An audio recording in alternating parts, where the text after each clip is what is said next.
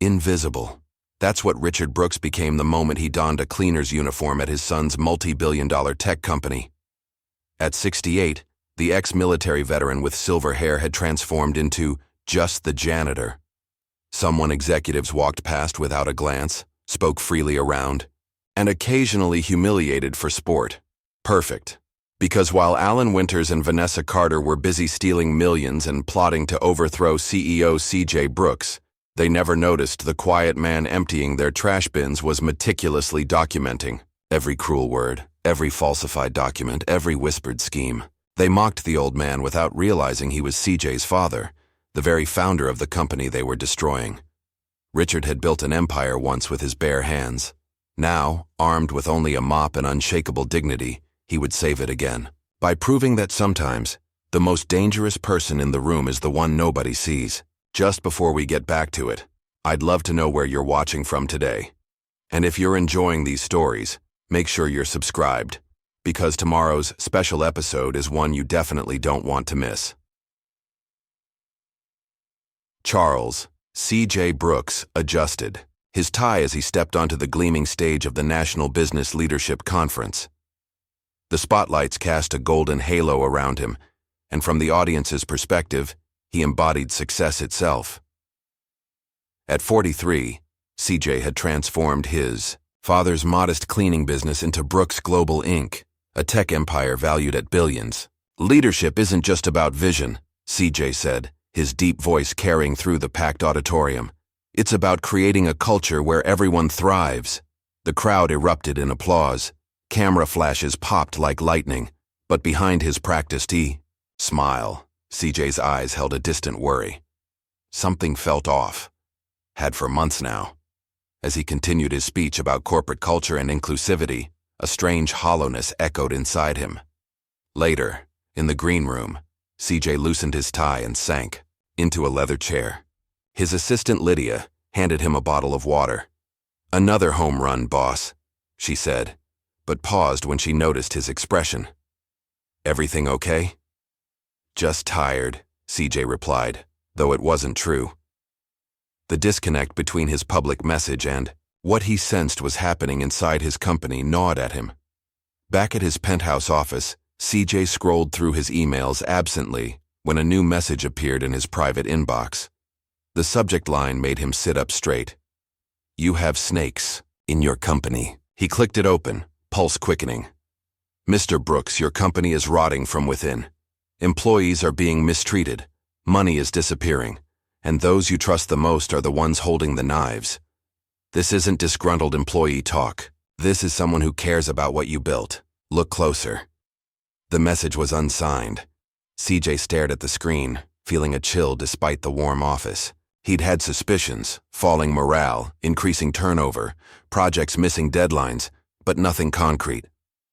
Over the next 3 days, CJ quietly reviewed internal reports. Employee satisfaction scores. Excellent. Financial audits. Perfect. Productivity. Metrics. Impressive. Yet something felt manufactured about it all. Too perfect. Too clean. On Friday evening, CJ drove to the outskirts of the city, where a sprawling colonial home stood back from the road. His childhood home, now his father's sanctuary since retiring. As CJ's Bentley crunched over the gravel driveway, he spotted his father on the porch, reading a book in the fading light. Richard Brooks, at 68, still carried himself with military precision. His hair had gone silver, but his back remained straight, his handshake firm, and his mind sharp as ever. After his military career, Richard had built a small but successful cleaning business that put CJ through college. When CJ took over at 25, Richard had stepped back, proud to watch his son's vision expand the company. "You look troubled, son," Richard said after they settled in his study. No small talk, no preamble, typical of his father. CJ swirled his glass of bourbon. "Something's wrong at the company, Dad. I can feel it. Numbers don't add up. That's just it. They do. Too perfectly. But we've lost good people. Morale seems off when I walk the floors. And I got this anonymous email." He showed Richard the message on his phone. Richard read it twice, then set the phone down. "What does your gut tell you?" "That it's true." but I can't figure out who or what. The executive team shows me data saying everything's fine. Richard listened as CJ vented his frustrations for nearly an hour, about how distant he felt from the company culture, about his suspicions regarding certain executives, about his fear that he'd grown too removed from the daily reality of his own business. When CJ finally fell silent, Richard took a long sip of his drink. Son, when you want the truth, you don't look from above. You go down there yourself. I can't exactly walk around unrecognized. My face is on the damn lobby wall. Richard said, down his glass. But I can. CJ frowned. What do you mean? Let me go in. Undercover. As a cleaner. Dad, you're old? Richard laughed. I started cleaning buildings when I was 16. Did it after the military before building the business? I still remember how to push a mop. That's not what I meant. Nobody sees cleaners, CJ. They're invisible. When I owned the cleaning company, my staff would tell me things they overheard, while emptying trash cans beside executives who spoke as if no one was there. Let me be your eyes and ears where you can't go. CJ considered it. His father was right. Office cleaners moved through spaces largely unnoticed, present but unseen. It was genius, really, but also risky. You sure about this, Dad? It's minimum. Wage work. Long hours. On your feet. Richard's eyes took on the steely look CJ recognized from childhood. Son, I've crawled through mud under live fire. I think I can handle emptying some trash cans to help you save what we built. 3 days later, CJ met with Patricia Wilson, an HR associate who'd been with the company since CJ took over, one of the few people he still trusted implicitly. This is unusual, CJ, Patricia said when he explained the plan in his private office. White noise machines running to prevent eavesdropping. But I understand. I've seen changes too. Not good ones. So you'll help? I'll create the paperwork for a new part-time night cleaner named Richard Johnson. Use your father's first name but a different last name. Keep it simple so he doesn't slip up. I'll mark the file confidential. Only I'll handle his onboarding. No background check, obviously. Patricia nodded. I'll bypass the system. And I won't tell anyone, not even my staff. One more thing, CJ added. Make sure he's assigned to the executive floor at least twice weekly. The transformation was remarkable. Richard trimmed his usual neat haircut into an uneven hack job. He grew out 3 days of scraggly white stubble. He practiced walking with a slight limp. Old football injury, he'd tell anyone who asked. He found horn-rimmed glasses at a thrift store and wore them low on his nose. Most importantly, he practiced the art of invisibility, the downcast eyes, the deferential posture, the quiet movements of someone who didn't want to disturb the important people. How do I look? Richard asked, modeling his ill-fitting gray custodial uniform in CJ's living room. Like someone I'd walk past without noticing, CJ admitted, feeling a twist of shame at his own honesty. Richard smiled. Perfect. On his first night, Richard arrived at Brooks Global Inc. at 10 p.m., carrying a battered thermos. The gleaming glass tower jutted into the night sky, its upper floors still lit with late workers. Richard had only visited a few times, since CJ moved headquarters, and never through the service entrance. A tired security guard barely glanced at Richard's newly issued ID badge. New guy, huh? He passed Richard a clipboard. Sign in. Supplies are on basement level 2. Dave will show you your card en route. Dave turned out to be a heavyset man in his 50s who spoke in grunts and sighs. He walked Richard through the basement supply area, industrial cleaners, mops, trash bags, vacuum cleaners. You're on rotation. Tonight you got floors 18 through 20. That's executive. They're messy but don't like being disturbed. Vacuum last, bathrooms first. Empty all trash. Replace liners. Spot clean glass. Don't touch desks unless there's a coffee ring. Don't bump into nothing expensive. Questions? Richard shook his head. Good. You got 6 hours to finish 3 floors. Clock's ticking. Dave handed him a cleaning cart and walked away. The executive floors were opulent compared to the utilitarian basement. Plush carpets, wood paneling, original artwork. Richard pushed his cart quietly, taking mental notes of the layout. he spotted CJ's corner office, dark now with its magnificent view of the city. As Richard began his rounds, he quickly noticed something that saddened him. Not a single late-working executive acknowledged his presence. They walked past as if he were a piece of furniture. When he entered offices to empty trash, conversations stopped until he left, then resumed as if he'd never been there. At midnight, Richard was cleaning the glass walls of a conference room when he heard raised voices. A woman emerged from an office berating a young janitor. "How many times do I have to tell you? These doors need to be spotless. I can see fingerprints everywhere. Do you think our clients want to see that?" The janitor, a young man who looked barely 20, kept his head down. "Sorry, Miss Carter, I'll do it again." "Yes, you will. And if I see another smudge tomorrow, we'll need to review your performance." The woman turned sharply, her heels clicking on the marble flooring. As she walked away, a tall man in an expensive suit emerged from another office. "Trouble with the help again, Vanessa?" The woman, Vanessa Carter, Richard presumed, rolled her eyes. "The cleaning staff is completely incompetent, Alan. I've complained to facilities repeatedly." Alan laughed. "Well, you get what you pay for, right? Speaking of which, join me for a drink in my office. I want to run something by you before tomorrow's leadership meeting." As they walked away, Richard noticed the contempt in their expressions, the casual cruelty in their tones.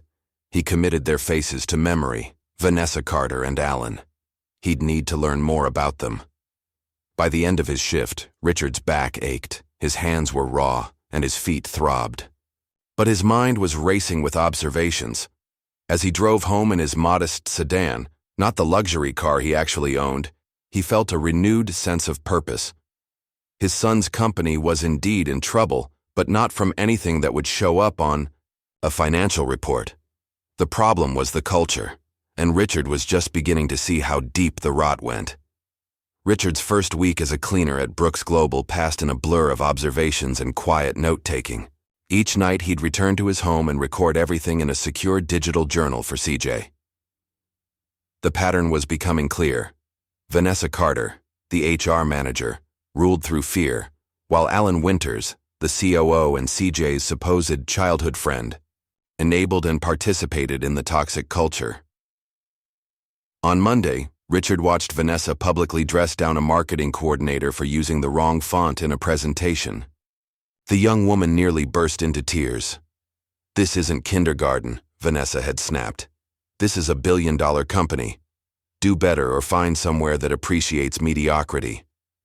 Later that same day, Richard overheard Alan mocking the same coordinator to other executives.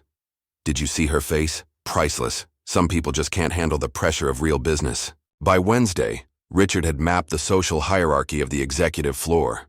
Those in Alan and Vanessa's inner circle enjoyed privileges, praise, and protection.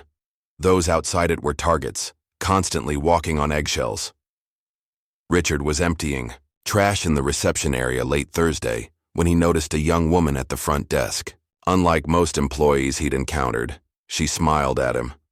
"Would you like some coffee?" "The pot's still half full and they'll just dump it anyway," she offered. Richard was touched by the simple kindness. "That'd be nice. Thank you, Miss Trina." "I'm the night receptionist." She poured him a cup. "You're new, right? Started last week?"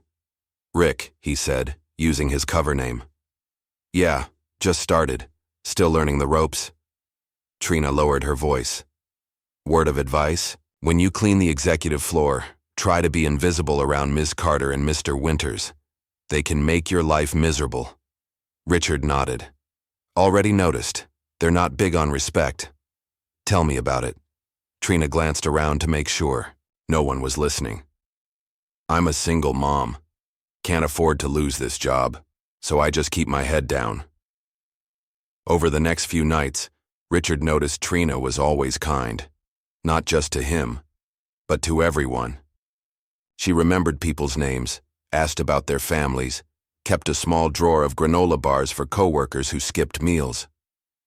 Richard also began noticing other patterns. There was a young man, maybe early 20s, who stayed later than most, in the tech department.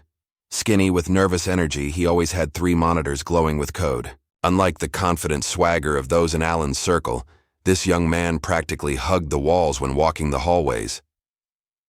On Friday night, Richard was mopping near the tech department when he heard Alan's voice.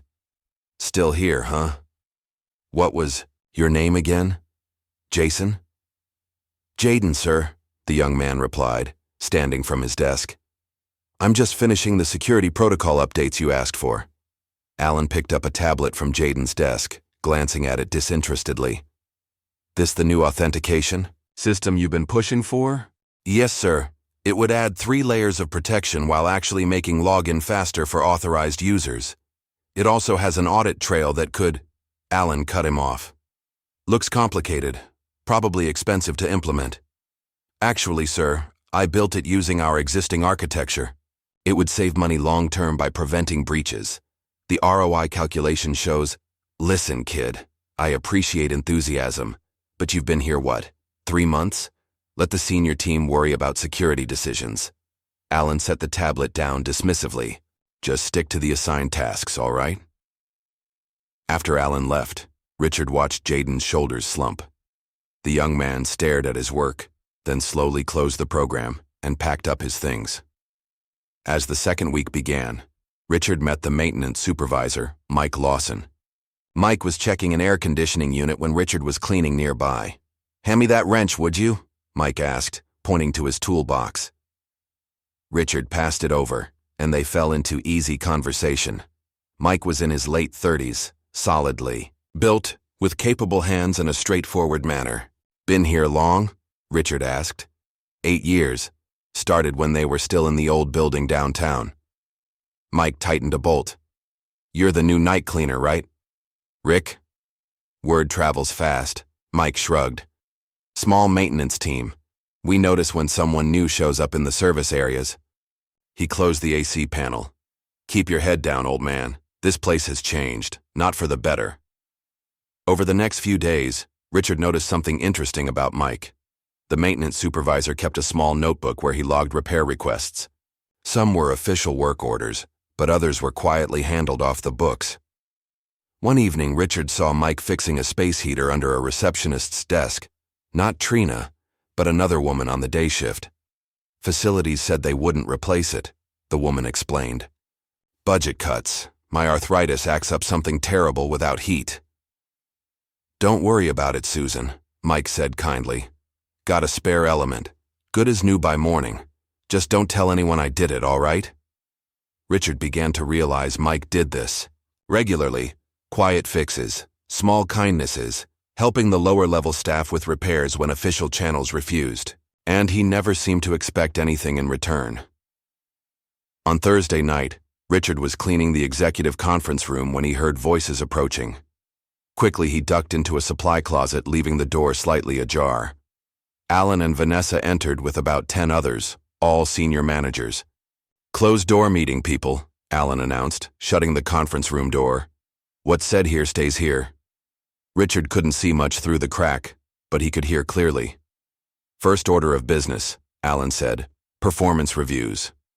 I've got a list of people I think we need to manage out before the next quarter. The Clark woman in accounting keeps questioning our expense reports," someone said. Vanessa laughed. "Leave her to me. One more mistake on her timesheet, and she's gone." HR's call, after all. They continued, name after name, plotting ways to force out employees who asked too many questions or weren't team players, meaning they didn't play along with Alan's inner circle. Then the conversation shifted. "Project Omega budget," Alan said. "We're showing a cost of $14 million to the board." "Actual cost is closer to 10, a man's voice replied. "Beautiful," Alan said. "The remaining 4 is our operational contingency fund. Speaking of which, Vanessa, how's the Cayman account looking?" "Healthy," she replied. "The dummy consultant invoices are working perfectly. No one questions my sign-off on HR culture initiatives." Richard felt his blood run cold. They weren't just creating a toxic workplace. They were stealing from the company, from CJ. The realization made him grip the mop handle so tightly his knuckles turned white. After the meeting broke up, Richard waited in the closet until everyone had gone. Then he continued his cleaning rounds, mind racing with what he'd discovered.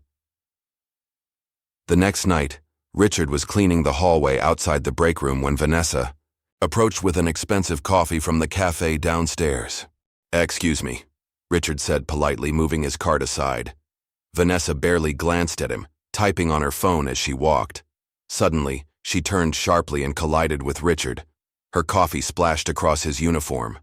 "Look what you did," she snapped, though she had clearly walked into him. "I'm sorry, ma'am," Richard said, feeling the hot liquid seep through his shirt. "You should be. This was a $20 coffee." She looked at him with disgust.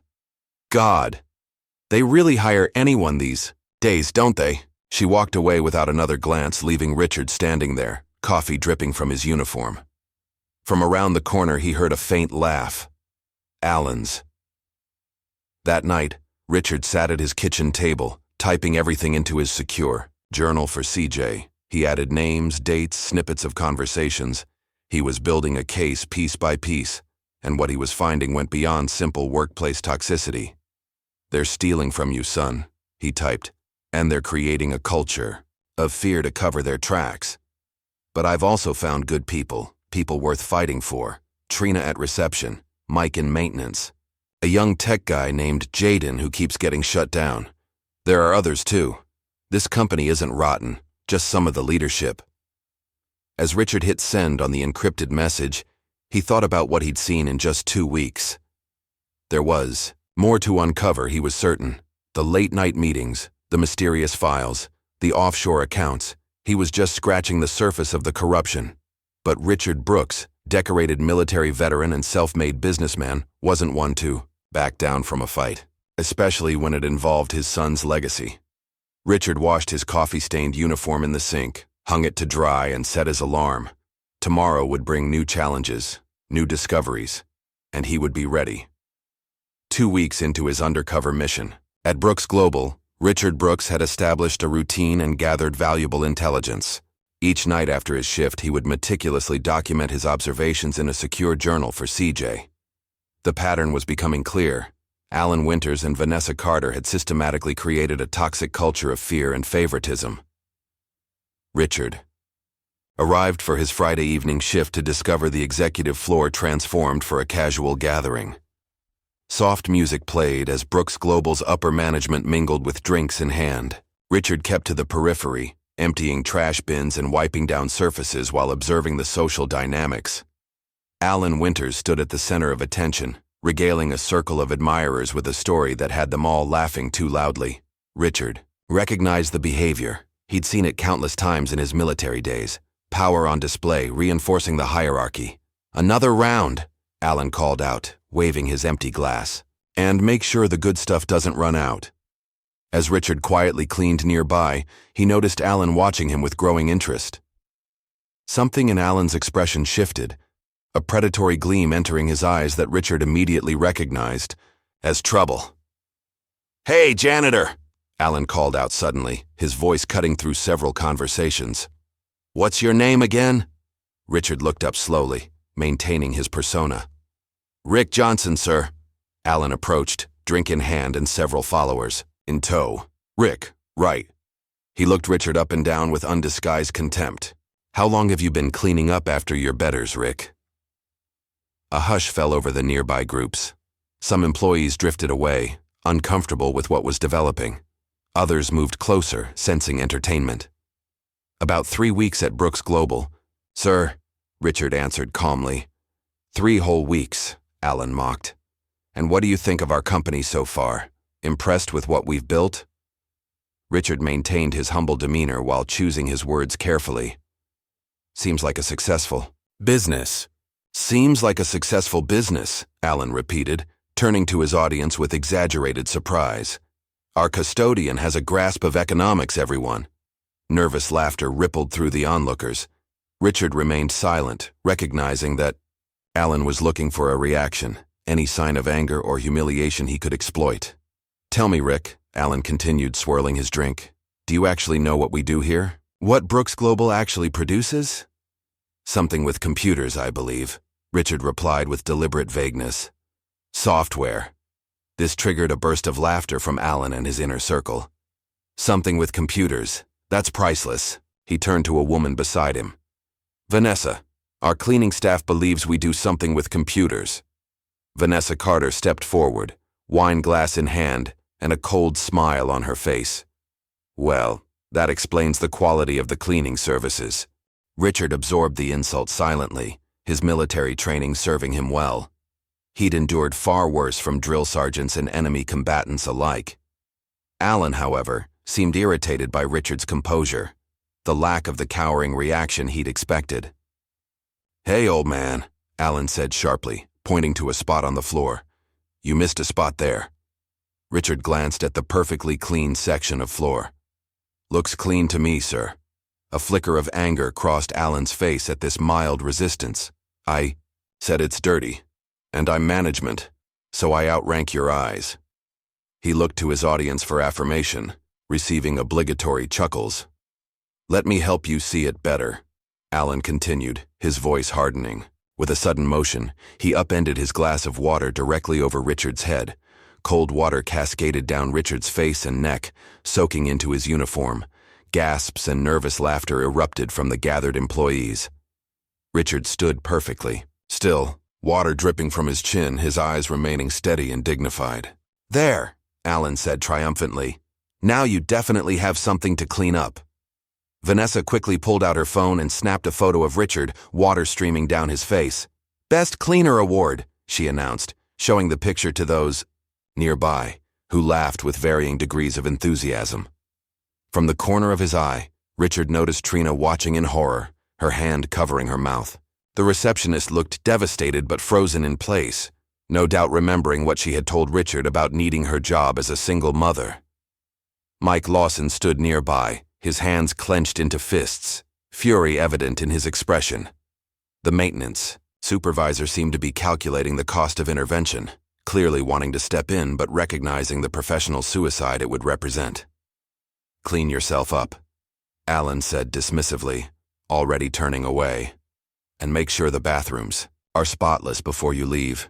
We pay you for results, not just to stand around getting wet. As attention shifted away from Richard, Trina approached cautiously with paper towels.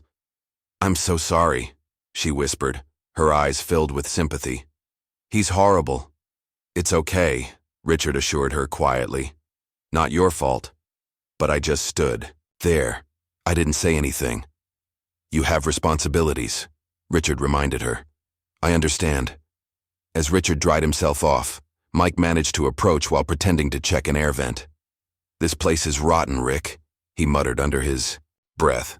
They don't respect anyone without a title.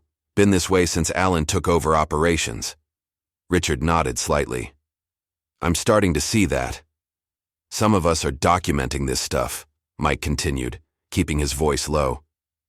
The harassment, the way they treat people. When the time is right, he trailed off, then shook his head.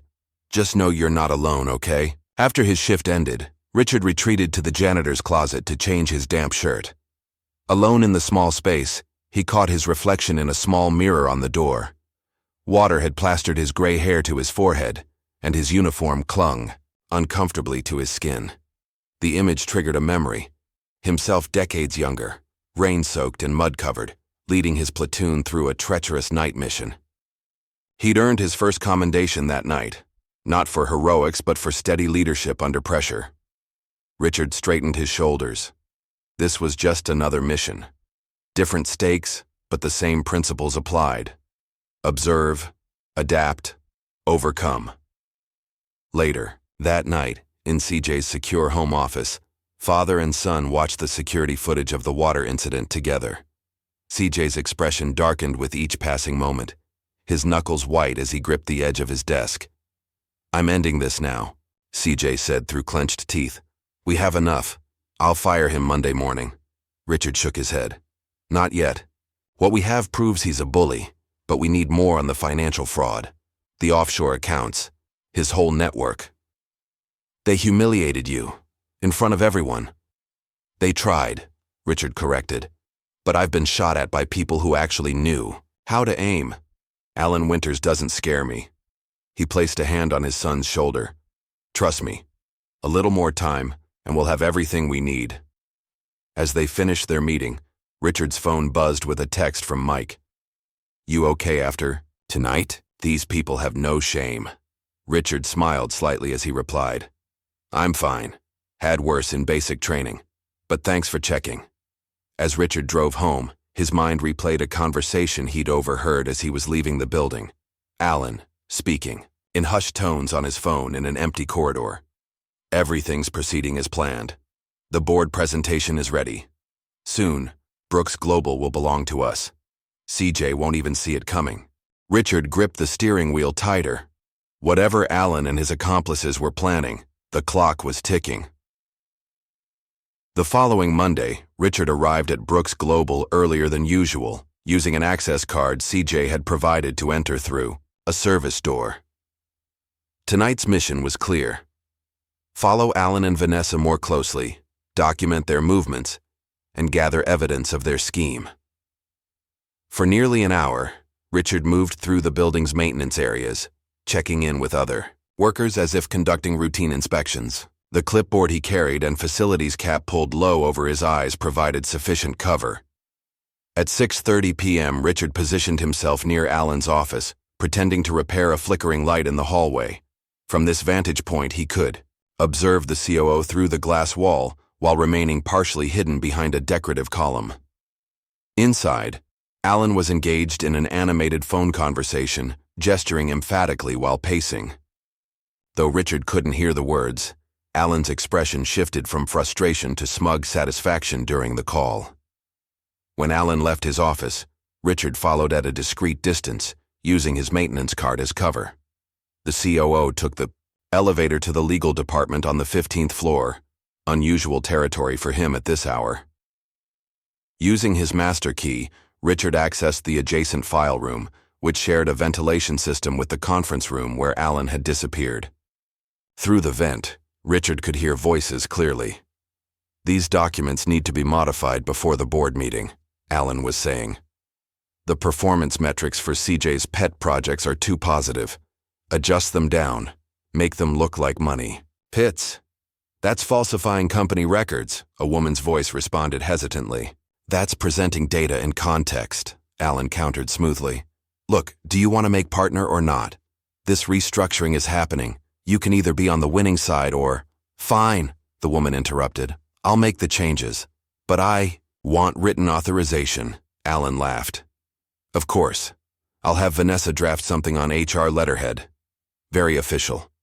An hour later, Richard observed Alan meeting Vanessa in the executive lounge, now empty except for the two of them. Richard positioned himself in the adjacent kitchenette, supposedly cleaning coffee machines while his phone, hidden inside his supply caddy, recorded their conversation. "The legal team is on board," Alan told Vanessa, keeping his voice low. "The board presentation is ready.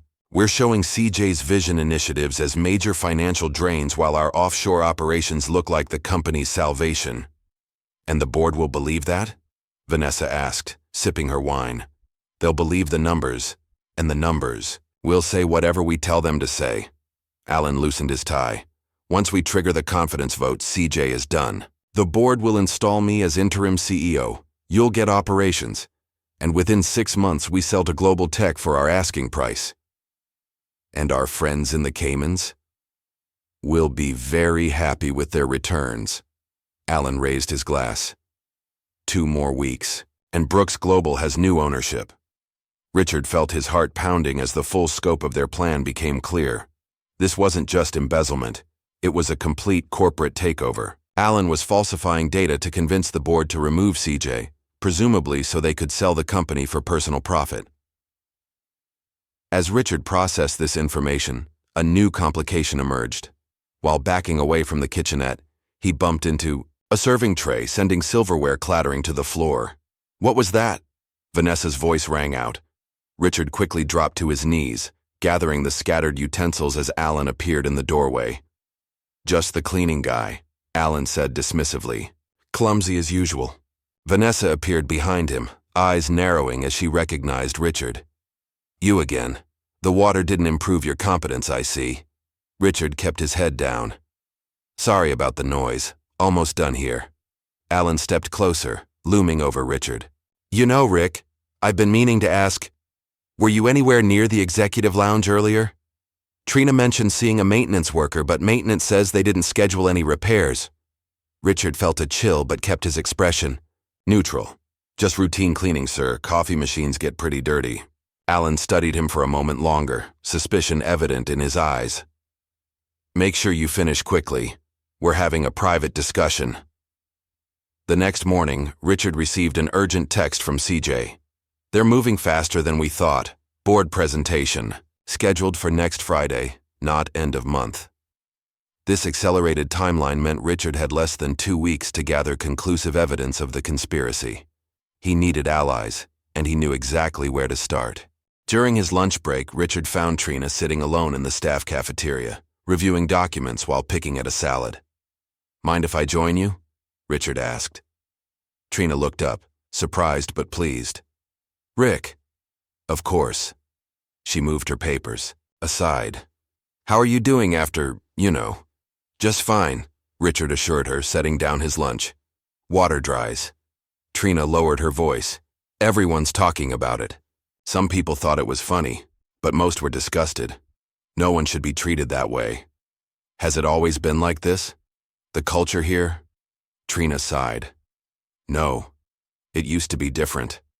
When CJ was more involved day to day, there was this energy, this feeling that we were all building something important together. She pushed her salad around with her fork. Then Alan started taking over more operations, and CJ was traveling all the time, and things just changed. How long have you worked here? 4 years. I started as a filing clerk, worked up to reception. The pay is good, and the health insurance is crucial for my daughter's asthma treatments. She looked down. That's why I didn't say anything when Alan. She trailed off. You don't need to explain, Richard said gently. We all have responsibilities. But we should still stand up for what's right, Trina insisted, a flash of determination in her eyes. Some of us have been documenting the harassment, the unfair terminations.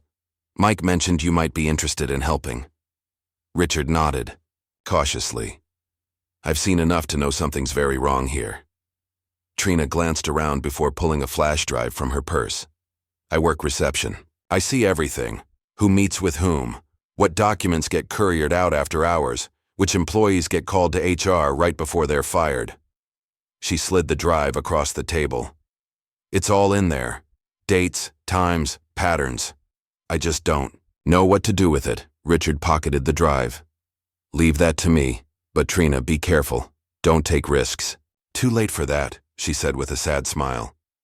Last week, Vanessa accused me of stealing office supplies. It was obviously false. They have me on camera the whole time I'm at my desk.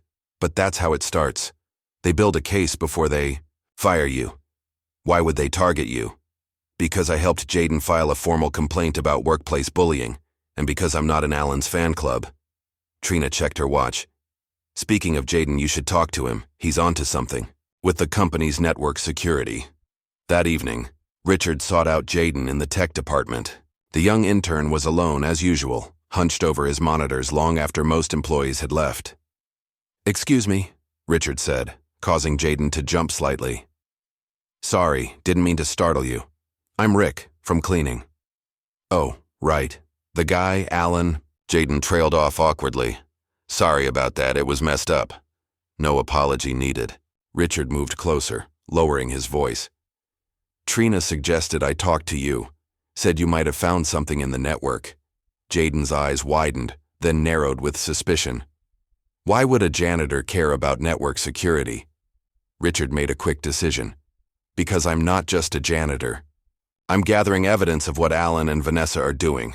Trina trusts me, so does Mike. Jaden studied Richard for a long moment, then nodded. Okay, but not here. He grabbed his laptop. Starbucks across the street. 20 minutes. At the coffee shop. Seated in a back corner, Jaden opened his laptop. So I'm an intern, right? Bottom of the food chain. But I'm also a certified ethical hacker with 2 cybersecurity certifications. Brooks Global doesn't know that. They just think I'm a code monkey from State University. And you found something? Jaden nodded, typing rapidly. I've been developing a security protocol that tracks data movement within our systems. Officially, it's to prevent external breaches. Unofficially, it's shown me exactly who's accessing what, when, and where they're sending it. He turned the screen toward Richard. See these data transfers? Every Tuesday night, someone with Alan's credentials accesses our proprietary client information and financial projections, then transmits compressed files to an external server. Could be legitimate business, Richard suggested, playing devil's advocate. To a server registered to a shell company in the Cayman Islands? Jaden raised an eyebrow. And always after regular business hours, with the activity logs manually deleted afterward? I'm only seeing this because my protocol captures the activity before it reaches the official logs. Richard leaned forward. Can you document all this? In a way that would stand up to scrutiny? Already am. Jaden pulled up another screen. I'm mirroring everything to a secure external drive. Time-stamped, encrypted, tamper-evident. He paused. But Rick, this is serious corporate espionage, maybe even securities fraud. Who exactly are you working with? Richard chose his words carefully. Someone who cares about this company. Someone with the authority to act on what we find. But I can't say more right now. For your protection as much as anything. Jaden seemed to accept this. I get it. Need-to-know basis. He closed his laptop. I'm in. But they're moving fast. There's a board meeting next Friday. I think that's when they're making their move. Then we need to move faster, Richard said. The next day, Richard met with Mike Lawson away from the office. They sat in a local diner during Mike's lunch break. I've been collecting evidence for months, Mike confided, sliding a worn notebook across the table. Maintenance requests that get denied for no reason. Safety concerns ignored. Backdated inspection reports. Richard flipped through the notebook, impressed by Mike's detailed documentation. This shows a pattern of negligence. More than that, Mike insisted. It shows intent. They're deliberately running this place into the ground while making it look good on paper. Last month, I was ordered to sign off on fire safety inspections for the server room, even though the suppression system isn't up to code. When I refused, they got someone else to do it. Why haven't you taken this higher? To CJ Brooks himself? Mike sighed. Have you seen anyone get to CJ directly? Alan has him completely insulated. Everything goes through proper channels, which all lead back to Alan or Vanessa. Richard nodded, understanding completely why his son had felt so disconnected from his own company. What made you start keeping records? About a year ago, an employee named Sarah Davis was injured when a ceiling tile fell in her office. She'd reported water damage 3 times, but facilities was ordered to ignore it. Budget cuts, supposedly. After her injury, they doctored the maintenance requests to make it look like she never reported it. Called it user error and fought her workers' comp claim. Mike's jaw tightened. I knew then that this wasn't normal cost cutting. This was deliberate. And you've kept this quiet all this time? Had to. Got 2 kids in college, mortgage underwater after my wife's medical bills. Mike met Richard's eyes. But I'm ready now. Whatever you're planning, I'm in. By the end of the week, Richard had assembled a small but committed group of allies. Trina, Jaden, Mike, and a handful of others who had suffered under Alan and Vanessa's leadership. Each brought valuable evidence and unique access to different parts of the company. Richard coordinated their efforts carefully, ensuring no one took unnecessary risks. Through Trina, he learned about executive movements and meetings. Through Jaden, he tracked suspicious data transfers. Through Mike, he gained access to areas normally off-limits to cleaning staff. The pieces were coming together, but Richard knew they needed something undeniable, something that would make the board's decision immediate and unequivocal. That opportunity came unexpectedly on Thursday night. Richard was cleaning the executive bathroom when Alan and another man entered the adjacent lounge, their voices carrying clearly through the thin wall. The transfer is ready, the unknown man said. Once the board removes CJ, we execute immediately. Global Tech has the paperwork ready. And our compensation? Alan asked. 20 million each for you and Vanessa, distributed through the Cayman account. Untraceable, unreportable. Perfect. And what about the old man, CJ's father? I heard he still owns 5% of the company. The other man laughed. Don't worry about Richard Brooks. Once we ruin CJ, his old man will be cleaning real streets, not just our floors. Richard froze, his heart pounding. They had just confirmed everything. The plot to remove CJ, the sale to Global Tech, the offshore payments. And they had no idea that the old man they were mocking was standing just feet away, recording every word. As Alan and his companion left, Richard pulled out his phone and sent an urgent message to CJ. They're moving faster than we thought. We need to execute now. CJ's response came moments later. Come to the house tonight. Bring everything. It's time. As Richard gathered his cleaning supplies, he felt a strange mix of emotions. Anger at the betrayal his son had suffered, satisfaction at having uncovered the truth, and a grim determination to see justice done. Whatever happened next, Alan Winters and Vanessa Carter were about to learn a painful lesson. Never underestimate a father's love for his son, or a cleaner's ability to uncover your dirtiest secrets. CJ Brooks sat alone in his home office, the only light coming from multiple screens displaying security footage from Brooks Global Inc. For weeks now, this had become his nightly ritual. Watching recordings of his father moving through the company, witnessing firsthand the culture that had developed under his supposedly trusted executives. Tonight, he rewound the footage of Alan Winters pouring water over his father's head for the third time. Each viewing sent a fresh wave of anger through him.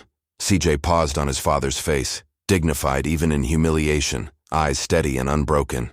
I should have ended this already, CJ muttered to himself, rubbing his temples. CJ's phone chimed with a text from his assistant. Security delivered another package from R. R was their code for Richard, part of the elaborate security system they'd established to keep their communication private. The package contained another flash drive. Richard had been careful to never send sensitive information electronically. CJ plugged it in and began reviewing the contents. Audio recordings, financial records, documented patterns of harassment. The evidence was mounting, but CJ knew they needed something irrefutable, something that even the board members allied with. Alan couldn't ignore. His father's most recent message suggested they were closer than ever to finding that smoking gun. Meanwhile, across town, Richard Brooks sat in a small 24-hour diner with Ms. Evelyn, an elderly woman who had been cleaning at Brooks Global for nearly 20 years. At 73, Evelyn was the senior member of the cleaning staff, respected by the other cleaners and largely invisible to executives. Been watching you, Rick, Evelyn said, her weathered hands wrapped around a mug of tea. You ain't just cleaning. Richard tensed slightly. What do you mean? You ask too many questions. Watch too carefully. Take too many bathroom breaks with that phone of yours. Evelyn's eyes twinkled. Don't worry. Your secret's safe with me. Whatever you're doing, I hope it works. This place needs fixing. Richard studied her face, then made a decision. What was it like before? When CJ first took over? Evelyn's face softened with nostalgia. That boy had a vision. Treated everyone like they mattered, from the programmers to us cleaners. Used to bring donuts to the night shift sometimes. Knew people's names. She shook her head sadly. Then the company got bigger. He got busier. Started listening to that snake Alan. How did Alan get so much power? Little by little. Started with small things, convincing CJ to let him handle the day-to-day headaches, so CJ could focus on the big picture. Then he brought in Vanessa to run HR. Evelyn's face hardened. That woman's ruined more careers than I can count. Good people forced out, bullied into quitting, or set up to fail. Richard leaned forward. Set up how? They got a whole system. First, they isolate you, change your assignments, move your desk, turn coworkers against you. Then come the write-ups, for things you didn't do, computer glitches that are somehow your fault, missing meetings you were never told about. Evelyn sighed. Seen it happen to dozens of good workers. As they spoke, Richard noticed the time. I should get going. Early day tomorrow. Evelyn reached across the table and patted his hand. Whatever you're planning, be careful. They don't Fight fair. The next evening, Richard arrived at Brooks Global for his shift and immediately sought out Mike Lawson. He found the maintenance supervisor in the basement, working on a heating unit. "Got your message," Richard said, glancing around, to ensure they were alone. "What's so urgent?" Mike wiped his hands on a rag. "Third floor. The heating's out again in the east wing." Richard understood this wasn't about an actual maintenance issue. The third floor housed customer service, lower-level employees who often worked late shifts.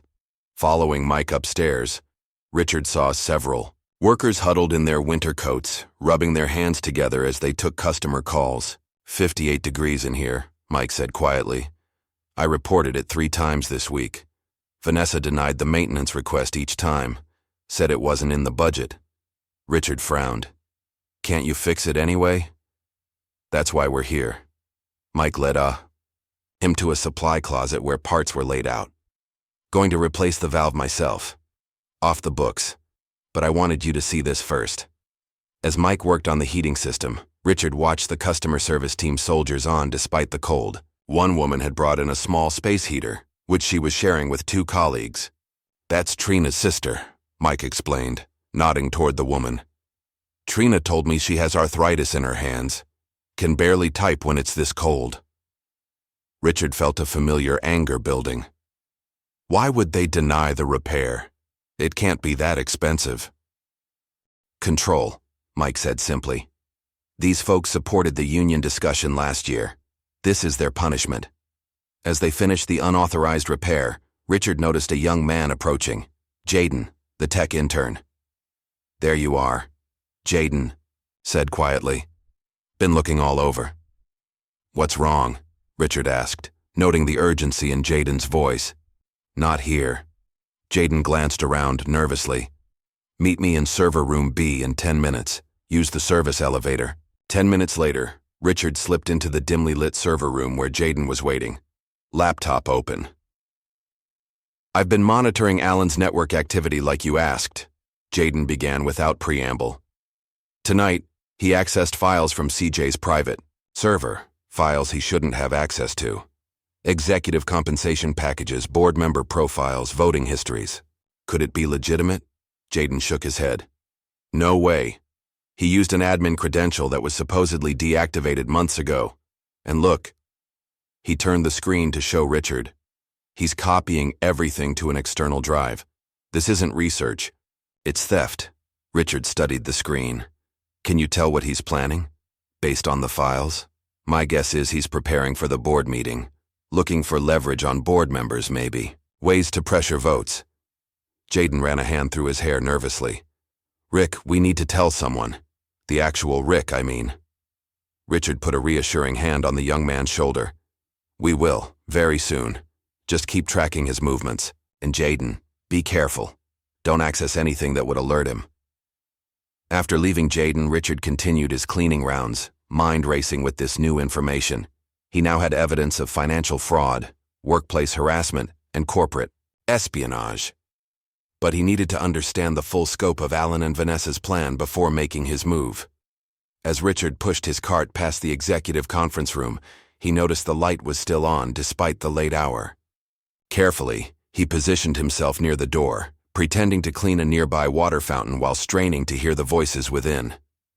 "The board is almost completely aligned," Alan was saying. "Thompson is still hesitating, but the financials we're presenting should push him over the edge." "And the offshore accounts?" Vanessa's voice. "Ready. Once the vote passes, we initiate the transfer and announce the global tech acquisition. By this time next week, we'll be celebrating in the Maldives, not cleaning up this mess." Richard's blood ran cold. The timeline was accelerating. Whatever they were planning was happening within days, not weeks. Later that night, Richard observed another troubling scene. Trina was working late at the reception desk when Vanessa approached her. "Still here?" "Dedicated," Vanessa remarked, her tone falsely sweet. "Just finishing up the visitor logs," Trina replied cautiously. "About those logs, there seems to be a discrepancy. Security says an unauthorized visitor accessed the executive floor yesterday, but there's no record in your system." Richard tensed, watching from around the corner. This was a setup. He'd seen it before. "That's impossible," Trina said. "I log everyone personally." "Yet the discrepancy exists." Vanessa's voice hardened. "We take security very seriously, Trina, especially with sensitive corporate matters ongoing." "I can check the camera footage," Trina offered. "If someone came through, we'll handle the investigation." Vanessa cut her off. "But consider this an official warning. Another security lapse, and we'll have to re-evaluate your position." After Vanessa left, Richard approached Trina, who was visibly shaken. "She's setting me up," Trina whispered. "There was no unauthorized visitor. She's trying to build a case to fire me." "Why now?" "Because of the board meeting Friday. I'm scheduled to handle check-in for all board members." Trina's eyes widened with realization. "They don't want me there. I know all the board members personally. Some of them might actually talk to me about what's happening." Richard nodded grimly. "Can you get backup copies of those visitor logs? Evidence that nothing's missing?" "Already on it," Trina assured him. "I've been keeping duplicate records since Mike warned me about their tactics." The following day, Richard took a calculated risk and arrived at work early, positioning himself in the parking garage where he could observe the executives arriving. He didn't have to wait long before Alan pulled in, followed minutes later by another car Richard didn't recognize. A distinguished-looking man in his 60s emerged. Lawrence Fullerton, according to the YAS visitor badge he was subsequently issued. Richard recognized the name from company materials, a senior partner at Global Tech, the company allegedly planning to acquire Brooks Global. Using his maintenance badge, Richard followed at a distance as Alan escorted Fullerton to a small conference room off the main executive suite, not the usual meeting spot for official business. Richard stationed himself in an adjacent utility closet where he could hear through the thin wall. "The board vote is practically guaranteed," Alan was saying. 7-2, possibly 8-1. CJ won't know what hit him. "And the paperwork?" Fullerton asked. "Ready to execute immediately after the vote. We'll announce the acquisition as a rescue plan. Global Tech stepping in to stabilize Brooks Global after leadership concerns. The share price will drop the moment the vote happens," Fullerton noted. "Exactly. We buy at the bottom, merge, and restructure. Your company gets Brooks's technology at a fraction of its value. We get our consulting contracts and exit packages." Richard had heard enough. This wasn't just a corporate takeover, it was a coordinated attack on his son's company, designed to devalue it for personal gain. That night, Richard made his riskiest move yet. After most employees had left, he used the access card CJ had provided to enter Alan's office. He needed hard evidence of the conspiracy, something undeniable. Working quickly, Richard photographed documents on Alan's desk, including what appeared to be draft contracts with Global Tech. He also placed a small recording device underneath Alan's desk, one last attempt to capture damning evidence before they executed their plan. As Richard was finishing, he heard voices approaching. He barely made it into a storage closet before Alan and Vanessa entered the office. "Everything's ready," Alan said, shutting the door. "Tomorrow's our dry run. Friday's the real thing." "The presentation looks convincing," Vanessa replied. "CJ's initiatives shown as financial drains, your projects as the only profitable segments. And the best part? It's all technically true, if you look at the data the way we've presented." Alan laughed. "The board won't have time to dig deeper before voting. What about after, when they realize? By then the deal is done. We're rich. Global Tech handles the fallout." Alan's voice turned contemplative. "You know, I almost feel bad for CJ. He really believed all that crap about building something meaningful, about integrity and innovation." "He's weak," Vanessa said dismissively. "This company needs someone willing to do whatever it takes. Someone like me." Alan's smug satisfaction was audible. After they left, Richard emerged from hiding, his resolve strengthened. He now understood the full scope of their plan, and how little time remained to stop it. The next morning, Richard met CJ at a secluded location outside the city. He handed over the latest evidence and explained what he'd discovered. They're presenting doctored financial data to the board on Friday, Richard explained. Making your initiatives look like failures while presenting Alan's projects as successes. Then they'll call a confidence vote, remove you as CEO, and sell the company to global tech at a fraction of its value. CJ studied the documents, his expression darkening. And they've been setting this up for months, building a case against me while stealing from the company. He looked up at his father. We have to move now. No more waiting. Richard nodded. I agree. But we need to be smart about this. If we just present financial evidence, they'll claim it was a misunderstanding or accounting differences. We need something that shows their character, something the board can't ignore.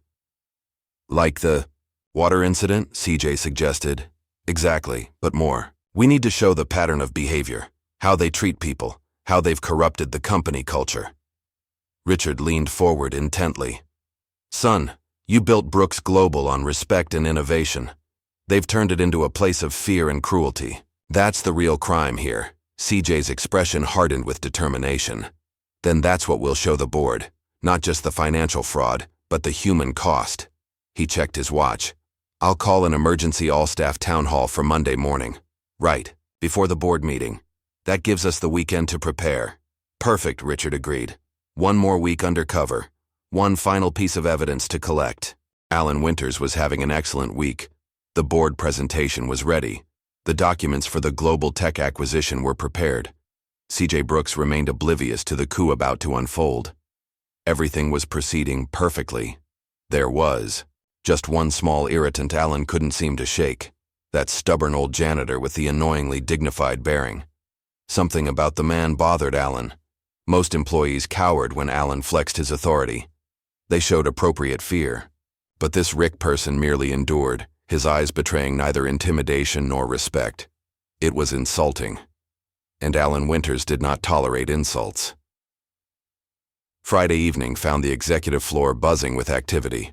Alan had organized another, casual get-together for his inner circle, a celebration of their imminent victory, though only a select few knew the real reason for the festivities. Richard arrived for his shift, aware this might be his last opportunity to gather evidence.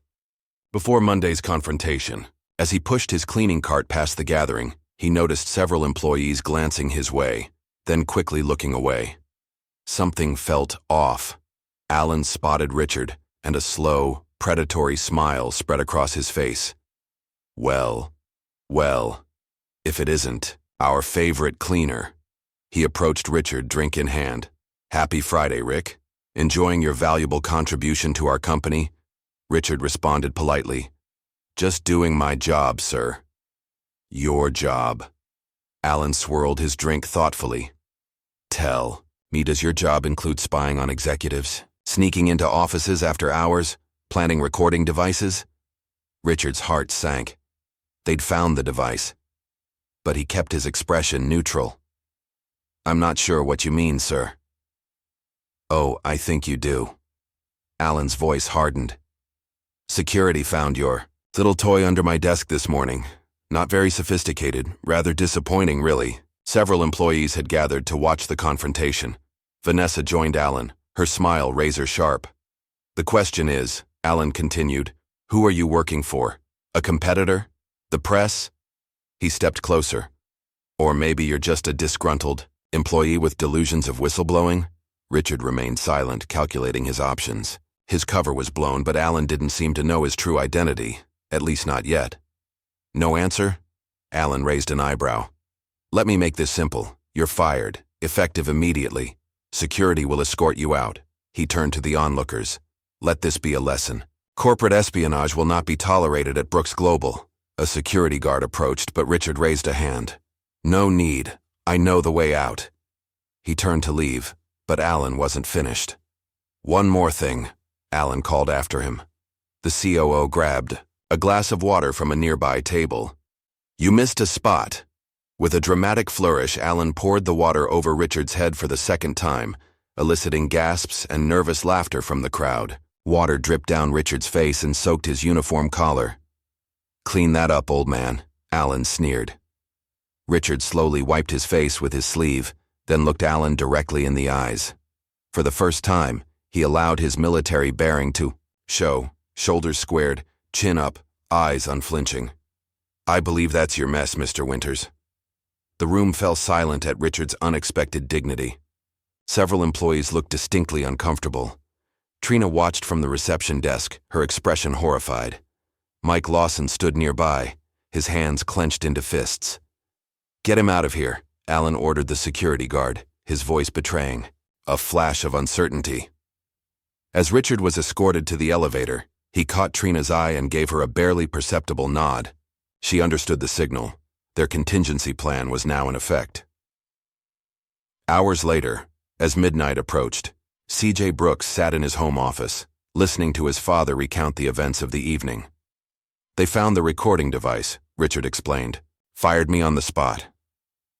"This changes our timeline," C.J. replied, pacing the room. "They'll be suspicious now. Might accelerate their plans.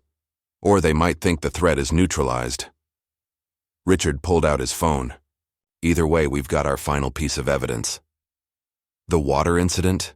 Richard nodded. Trina had her phone ready, got the whole thing on video, high definition with audio. He played the clip for CJ, who watched with mounting anger as Alan humiliated his father for the second time. "That's it," CJ said decisively. "No more waiting. We move now." He picked up his phone and sent a text to his assistant. "Operation Clean Sweep is a go. Alert the team." Over the weekend, CJ assembled a crisis team of trusted allies, attorneys, security experts, IT specialists, and loyal executives who had been kept out of the company's daily operations during Alan's reign.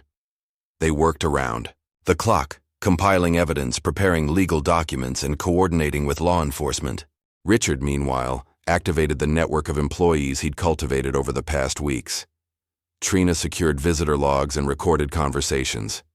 Jaden downloaded network activity logs showing Alan's unauthorized access. Mike gathered maintenance, records proving deliberate neglect of employee safety. By Sunday night, everything was in place. CJ sent a company-wide email announcing an emergency all-staff town hall at 9 a.m. Monday, just 2 hours before the board meeting where Alan planned to initiate his takeover. Monday morning arrived with a buzz of anticipation throughout Brooks Global. Employees filled the massive atrium at the heart of the building, speculating about the unusual all-staff meeting. Many hadn't seen CJ in person for months. At precisely 9 a.m., security teams quietly moved into position at key points throughout the building. IT specialists activated protocols that locked down certain systems and revoked specific access credentials. Alan and Vanessa arrived together, looking confident but slightly puzzled by the unexpected gathering. They took positions near the front, where a small stage had been set up with a podium and large screen. At 9:05, a side door opened and Richard walked in, still wearing his cleaner's uniform. A murmur rippled through the crowd. "What's the janitor doing here?" someone whispered loudly enough for others to hear. Alan spotted Richard and frowned. "How did he get back in the building?" "I fired him Friday." Before Vanessa could respond, another door opened, and C.J. Brooks strode in, looking imposing. In a perfectly tailored suit, the crowd fell silent as he took the stage, his expression unreadable. "Good morning, Brooks Global," C.J. began, his deep voice carrying throughout the atrium. "I've been away too long, and for that, I apologize. But today, I'm back to address something critical to our company's future." Alan shifted uncomfortably but maintained his composed expression. "Before we begin," CJ continued, "I'd like to introduce someone special." He gestured toward Richard. "Some of you know him as Rick, the cleaner, but his real name is Richard Brooks, my father." A collective gasp swept through the crowd. Alan's face drained of color. Vanessa grabbed the edge of a nearby table for support. "For the past month, my father has been working undercover in our company. Not because I didn't trust you." CJ looked out at the employees, but because I sensed something was wrong and couldn't see it from where I sit. The large screen behind CJ came to life, showing security footage of Alan pouring water over Richard's head during the first incident. What my father found was disturbing. A culture of fear, harassment, intimidation. The screen changed to show more clips, Vanessa berating employees, Alan mocking staff members, both of them laughing at workers' struggles. But that was just the surface, CJ continued, his voice hardening. Below it, he discovered something far worse.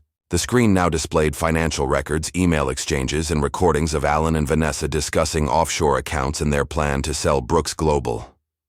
Corporate espionage, financial fraud, conspiracy to commit securities fraud. CJ's words fell like hammer blows. All orchestrated by people I trusted to help lead this company. Alan stepped forward, his face a mask of indignation. This is absurd. You're taking things out of context. The board has already seen this evidence, CJ interrupted. They've been reviewing it since 6 a.m. In fact, he checked his watch. They should be reaching their decision right about now. On cue, CJ's phone buzzed. He glanced at it, then looked directly at Alan and Vanessa. Effective immediately, Alan Winters and Vanessa Carter are terminated from Brooks Global Inc. Their access is revoked. Their company accounts are frozen pending investigation. The atrium erupted in shocked whispers. Security personnel moved toward Alan and Vanessa, who stood frozen in disbelief. You can't do this, Vanessa sputtered. We built this company while you were off playing celebrity CEO. Actually, Ms. Carter, came a new voice from the back of the room. A man in a suit stepped forward, flanked by 2 officers. We have some questions for you as well. He held up a badge. FBI, Financial Crimes Division. We'd like you both to come with us. As security escorted Alan and Vanessa toward the federal agents, Alan locked eyes with Richard one last time. The former COO's face contorted with fury and humiliation, a mirror image of what he had inflicted on others for so long. This isn't over, Brooks, Alan shouted as he was led away. But his threats rang hollow in the face of the overwhelming evidence against him.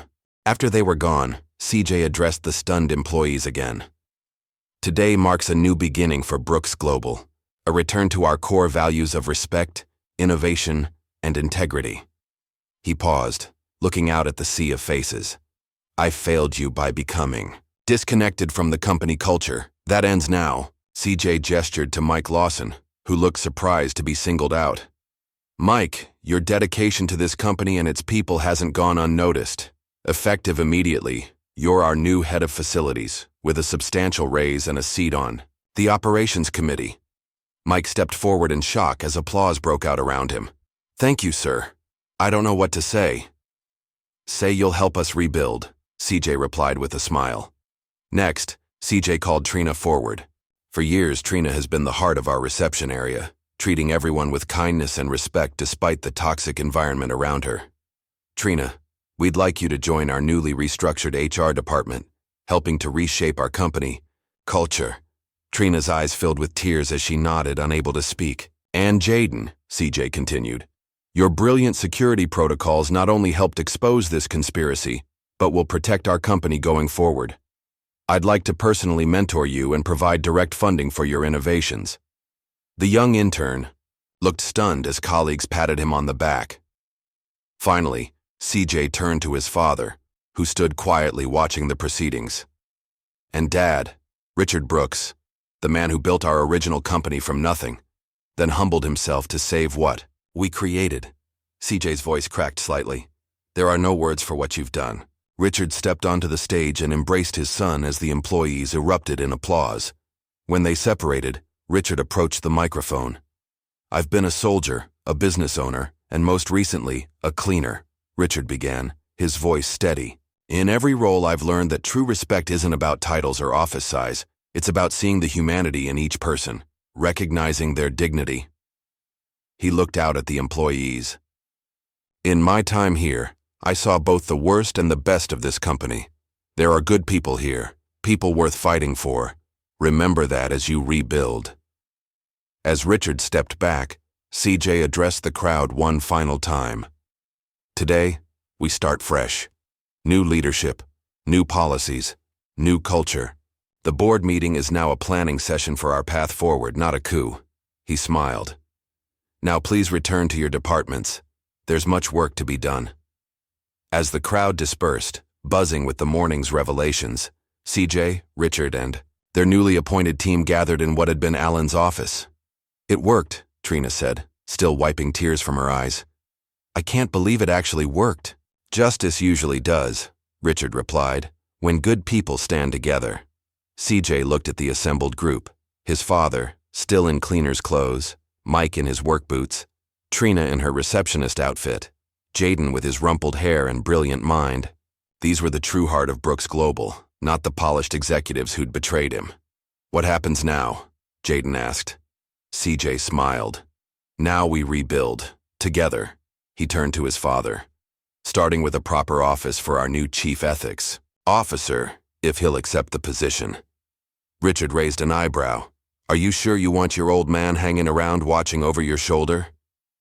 I can't think of anyone better, CJ replied sincerely. As they left Alan's office, soon to be repurposed as a collaborative space for employees, Richard glanced back at the empty desk where so much corruption had been planned. The snake's den was empty now. The company could begin to heal, and somewhere in the building a cleaner was wiping down windows, visible but unseen. Richard made a mental note to learn that person's name tomorrow. In the new Brooks Global, no one would be invisible again. The news of Alan Winters and Vanessa Carter's arrest spread through Brooks Global like wildfire. Within hours, social media was ablaze with reports of the dramatic confrontation in the company atrium. Business news outlets scrambled to cover the story of the undercover operation led by Richard Brooks, father of billionaire CEO C.J. Brooks. 2 days after the arrests, employees arrived at work to find a transformed atmosphere.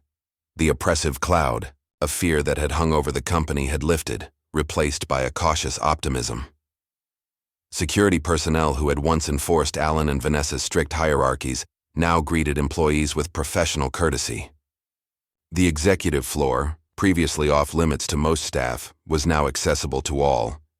In the main lobby, the massive portrait of C.J. Brooks that had dominated the wall had been removed.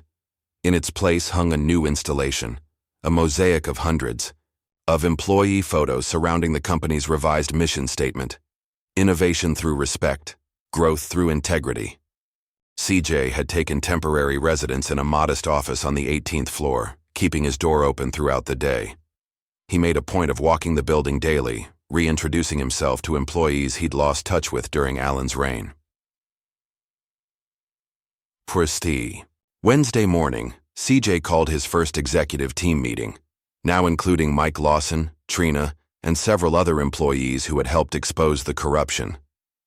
Richard attended as well, having traded his cleaner's uniform for a simple suit, though he still carried himself with the same unassuming dignity.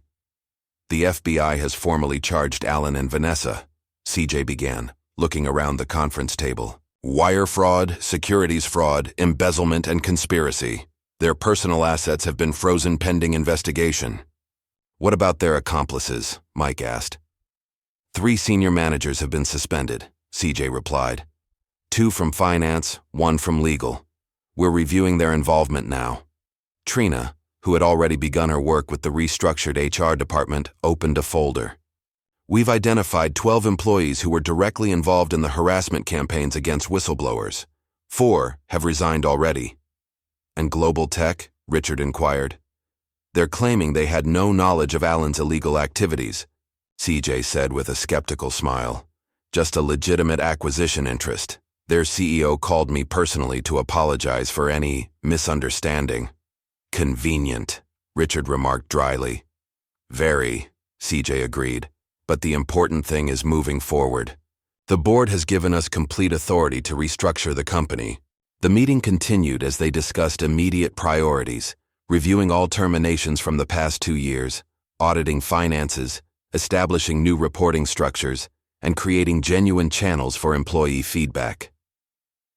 Later that morning, a small crowd gathered in the lobby as police officers escorted Vanessa Carter through the building. She had been allowed to return under supervision to collect personal belongings from her office. Employees watched in silence as the former HR director, handcuffs hidden beneath a blazer, kept her eyes fixed straight ahead. As Vanessa passed the reception desk, she paused briefly, her eyes meeting Trina's. For a moment, the power dynamic that had defined their relationship for years was inverted. Trina, now seated behind what had been Vanessa's desk, looked back with quiet confidence, not triumph, but resolution. Time to go, Ms. Carter, the officer said firmly, guiding her toward the exit. Upstairs, CJ was meeting with a young software engineer named Sarah Davis, the same employee Mike had mentioned who had been injured by a falling ceiling tile and then denied workers' compensation. "I never thought I'd be sitting here," Sarah said, looking around the executive office with wonder. "After my injury, I almost gave up fighting. The medical bills were crushing me, and HR kept denying my claims." "That stops now," CJ assured her. "We're retroactively approving all legitimate workers' comp claims from the past 3 years, and I want to personally apologize for what you experienced." Sarah's eyes widened. "You don't need to apologize, Mr. Brooks. It wasn't your fault." "But it was my company," CJ replied solemnly. "My responsibility. I lost touch with what was happening here, and people suffered for it. That's on me." After Sarah left, Richard entered CJ's office carrying 2 cups of coffee. "That was a good thing you did there," he said, handing a cup to his son. CJ accepted the coffee gratefully. "It's just the beginning. We've got dozens more cases to review. People who were fired for questioning, Alan or Vanessa, others who quit rather than compromise their integrity. One step at a time, son," Richard advised, settling into a chair. "Trust has to be rebuilt gradually." "I know," CJ sighed. "I just can't believe how blind I was. All those reports saying everything was fine while the company culture was rotting from within." "Manipulation is what Alan does best," Richard reminded him. "He isolated you systematically, controlled what information reached you. Classic tactics." CJ nodded, then reached for a folder on his desk. "The board approved our restructuring plan this morning. Every recommendation, no objections." He slid the folder toward his father. "Including your appointment as chief ethics officer. If you're still interested." Richard opened the folder and examined the offer letter. "Are you sure about this? I'm not exactly corporate material." CJ laughed. "After what you just pulled off? Dad, you're exactly what this company needs. Someone who sees everyone from the cleaning staff to the C-suite. Someone who understands that a healthy company isn't just about profit margins." Richard considered the offer thoughtfully. "Part-time," he said finally. 3 days a week. I'm still planning to enjoy my retirement." His eyes twinkled. "And I want a dedicated budget for employee initiatives, not just talk, real resources." "Done." CJ agreed immediately. "Whatever you need." By Friday, the transformation of Brooks Global was in full swing. In the wake of the scandal, employees who had previously kept their heads down were coming forward with ideas, innovations, and suggestions. Jaden, the tech intern who had helped expose Alan's network activities, led a presentation on his security protocol enhancements. "This system creates 3 layers of protection, while actually simplifying the user experience," Jaden explained to a packed conference room, his former nervousness replaced by growing confidence. "And the audit trail component would have flagged Alan's unauthorized access immediately." "How soon can you implement it?" CJ asked from the back of the room. Jaden looked momentarily surprised by the CEO's presence. "With a proper team? 2 weeks for core functions, a month for full deployment." "You'll have whatever resources you need," CJ promised. "This is exactly the kind of innovation we've been missing." After the presentation, CJ approached a side table, where an elderly woman was setting out coffee and pastries. "Ms. Evelyn, isn't it?" he asked, remembering his father's description of the senior cleaner. The woman looked up in surprise. "Yes, sir, that's me." "My father speaks highly of you," CJ said warmly. "Says you kept this place running long before I took over." "Just doing my job, Mr. Brooks," Evelyn replied, though she stood a little straighter at the recognition.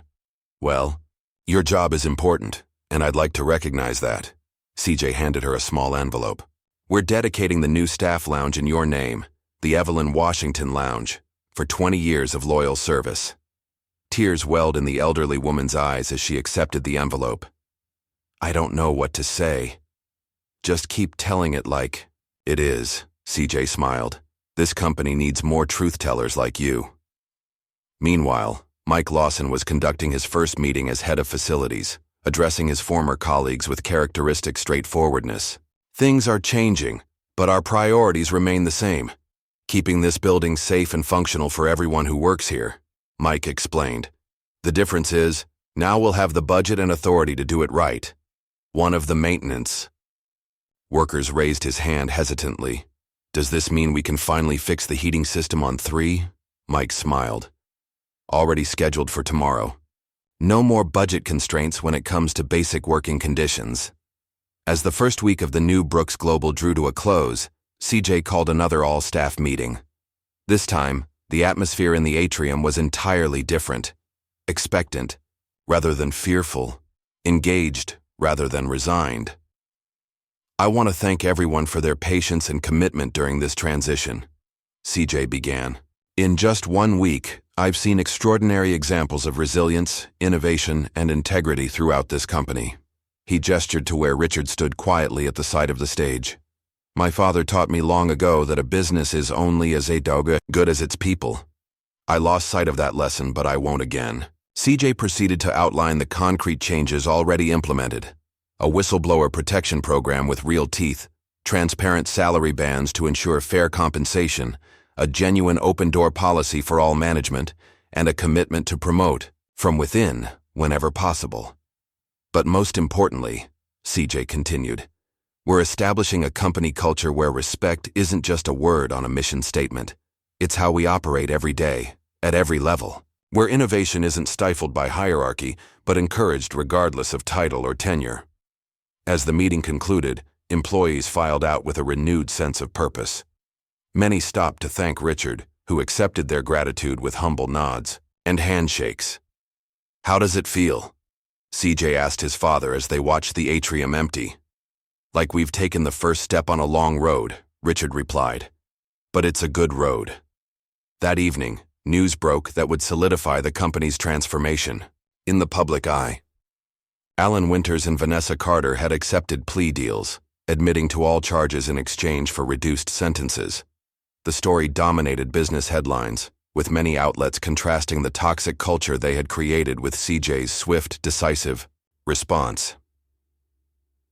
As Richard drove home that night, he reflected on the extraordinary weeks he'd spent as a cleaner in his son's company. The exhaustion and humiliation had been real, but so too had been the profound insights he'd gained.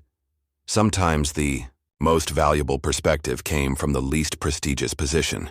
He thought of Mike, Trina, Jaden, Ms. Evelyn, and the many other employees who had quietly maintained their integrity despite the corrupting influence around them.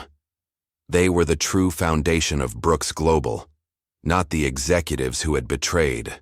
Richard smiled to himself as he turned onto his street.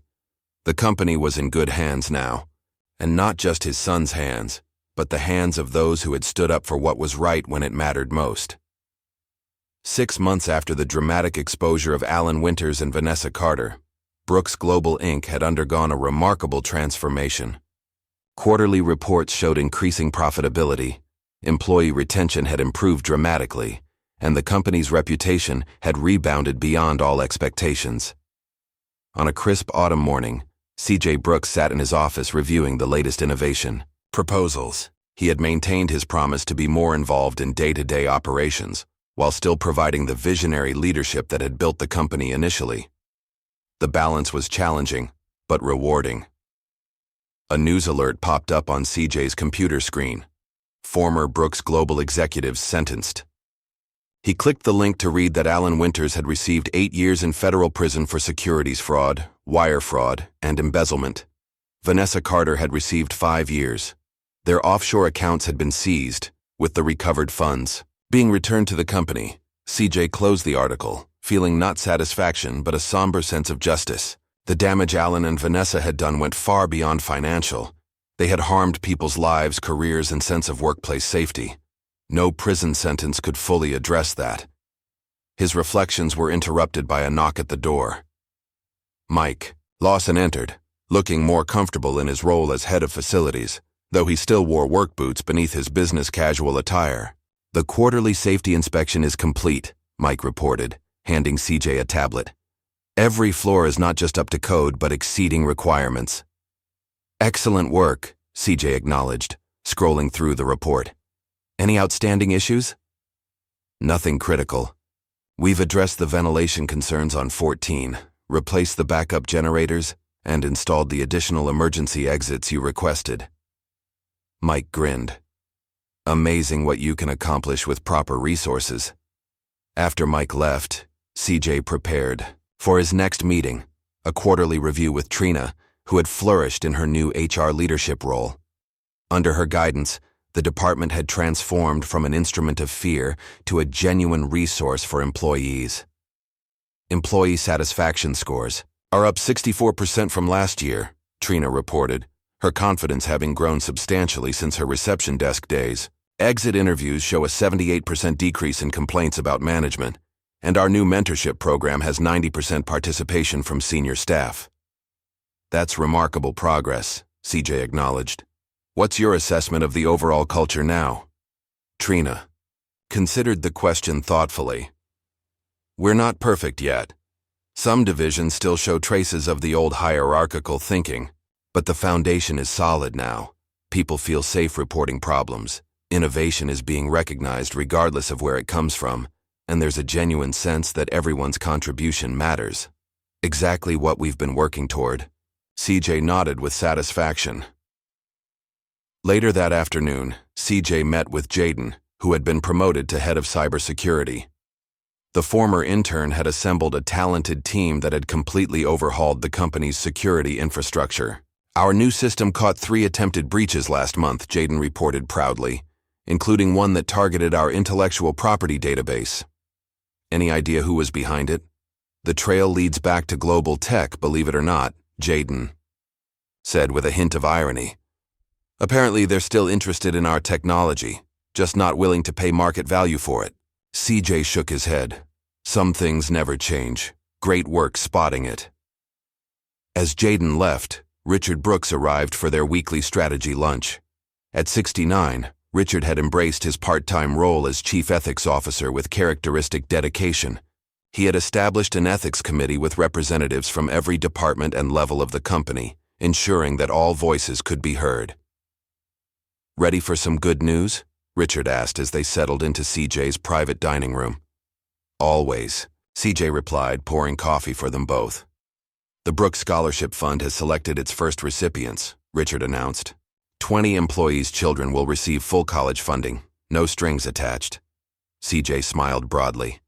The scholarship had been Richard's idea, a way to invest directly in employees' families and futures. That's fantastic, Dad. When can we announce it? I was thinking at the company picnic next weekend. Make it a celebration. After lunch, Richard excused himself, mentioning a special project he needed to check on. CJ returned to his afternoon meetings, unaware of what his father had planned. That evening, as most employees were heading home, Richard Brooks slipped into a small storage room and emerged wearing his old cleaner's uniform. It still fit, though he'd had it cleaned and pressed since his undercover days. With a mischievous smile, he grabbed a mop and bucket and headed toward the main lobby. Security guards recognized him immediately, but played along with obvious amusement as Richard began mopping the lobby floor with exaggerated diligence. Several employees did double takes as they passed, recognizing the company's chief ethics officer in his cleaner disguise. "Mr. Brooks, what are you doing?" asked a puzzled young woman from accounting. "Just checking on something," Richard replied, with a wink, continuing his mopping. Within minutes, a small crowd had gathered, watching with curiosity and taking discreet photos. Richard noticed with satisfaction that several executives were among those who stopped, including some who had previously ignored cleaners entirely. The real test came when 3 new interns entered the building, heading toward the elevators. They hadn't been with the company during the dramatic event 6 months earlier and wouldn't recognize Richard. As Richard deliberately fumbled with his cleaning supplies, dropping some paper towels near their path, he watched their reactions, carefully. Without hesitation, all 3 interns stopped to help. One picked up the fallen supplies while another steadied the bucket. "Need a hand, sir?" asked the third, a young woman with a genuine smile. "Thank you," Richard said warmly. "Very kind of you all." "No problem at all," replied the intern who had gathered the paper towels. "Have a good evening." As they walked away, Richard felt a profound satisfaction. The culture had indeed changed. not just at the executive level, but throughout the organization. Small acts of kindness and respect had become the norm, not the exception. Later, Richard changed back into his regular clothes and made his way to CJ's office, where his son was wrapping up for the day. "Dad? I thought you'd left hours ago," CJ said, looking up from his computer. "Had a little experiment to run," Richard explained, dropping into a chair with a contented sigh. "Good news. It passed with flying colors." CJ raised an eyebrow. "Do I want to know?" "Probably not," Richard chuckled. "But I can tell you this. We've made real progress. Not just policy changes or public relations moves. Real, cultural change. That's what matters most," CJ agreed, shutting down his computer. "By the way, this was in today's mail." He handed his father an envelope. Richard opened it to find a simple note that read, "Respect earned. Mission accomplished." It was unsigned. "Any idea who sent it?" CJ asked. Richard smiled thoughtfully. "I have my suspicions. Might be the same person who sent that first anonymous warning about snakes in the company. You think it was Mike? Or Trina, maybe?" "Could be," Richard mused. "Or maybe Ms. Evelyn. She sees everything, that one."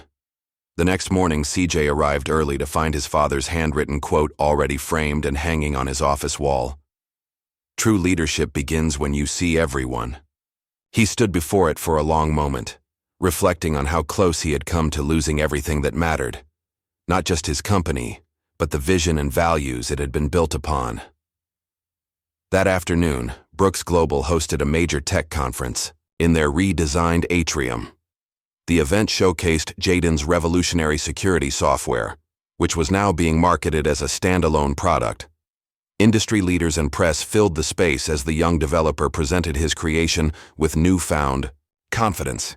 This technology wouldn't exist without Brooks Global's commitment to fostering innovation at every level, Jaden explained to enthusiastic applause. "They gave me the resources and mentorship to turn a concept into reality." In another corner of the building, Trina was conducting a workshop on empathy and leadership, a program she had developed based on her experiences. Human resources professionals from other companies listened attentively as she shared practical strategies for creating psychologically safe workplaces. The old model of fear-based management doesn't just harm employees, it destroys value, Trina explained. When people are afraid to speak up, innovation dies, problems go unreported, and the best talent leaves. Meanwhile, Mike Lawson settled into his new office on the executive floor. Unlike most of his neighbors, Mike had kept his space deliberately simple: functional furniture, practical storage, and a few family photos. His work boots still sat by the door, a reminder of where he had come from and the knowledge that had earned him his position. As evening approached, CJ took a moment to walk through the building, observing the transformed company his father had helped him reclaim. Employees spoke freely, collaborating across departments without artificial barriers. Laughter could be heard from meeting rooms. People from every level greeted each other by name in the hallways. Near the main entrance, CJ paused to watch a cleaner wiping down the glass doors. For a moment, he saw his father in the man's careful movements, in the dignity of his labor. "Good evening," CJ said warmly. The cleaner looked up, momentarily surprised to be addressed by the CEO. Then he smiled. "Good evening, Mr. Brooks." As CJ walked to his car, he noticed other employees passing the same cleaner. One by one, they offered their own greetings. "Good evening. Have a good night. See you tomorrow." Small gestures, perhaps, but in them, CJ saw the fulfillment of his father's wisdom. A company where everyone was seen, everyone was valued, and respect flowed not from titles but from a shared humanity. The culture they had rebuilt would face new challenges, of course, but its foundation was now unshakable, built on integrity, strengthened by crisis, and sustained by the everyday actions of people who understood that true success came not from power over others, but from bringing out the best in each other. The company had come full circle, returning to its founding principles while evolving into something stronger. And it had all begun with Richard Brooks, a father who cared enough to start over at the bottom, proving that sometimes the clearest view comes from the most humble position. What would you be willing to sacrifice to save something you built with your own hands? And who among us is truly invisible in your world today? If this story of dignity and justice spoke to you, hit that like button and subscribe for more tales of courage that will make you question everything you thought you knew.